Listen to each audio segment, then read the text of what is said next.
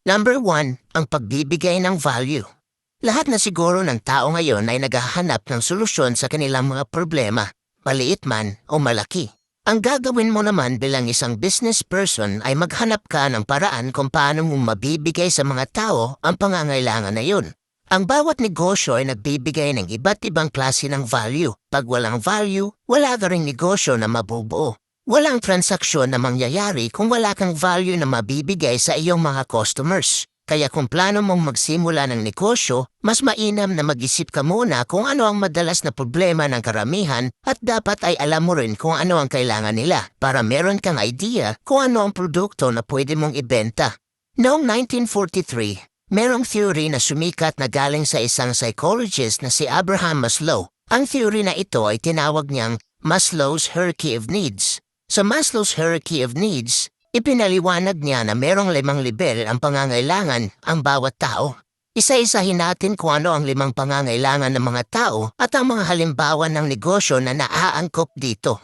Una ay ang tinatawag niyang physiology. Mga halimbawa ng negosyo dito ay restaurants, apparel store at real estate. Ito yung mga negosyo na nagbibigay ng basic needs ng mga tao, gaya na lang ng pagkain, damit at bahay na matitirhan. Pangalawa ay safety. Kadalasan na business dito ay tinatawag na cybersecurity business. Ito yung nagbibigay proteksyon sa mga impormasyon ng iyong device para hindi ito makuha ng mga hacker.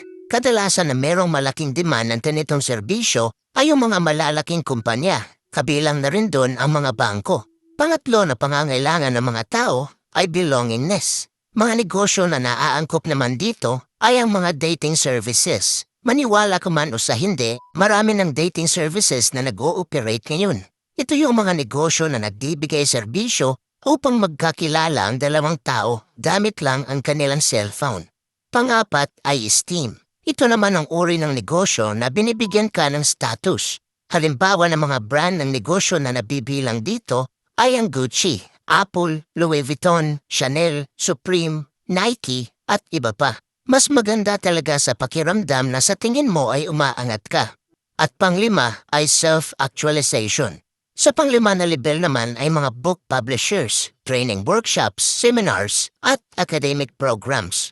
Ito yung uri ng negosyo na nagbibigay kaalaman o training tungkol sa isang bagay. Yan ang 5 pangangailangan ng mga tao at ang mga halimbawa na negosyo.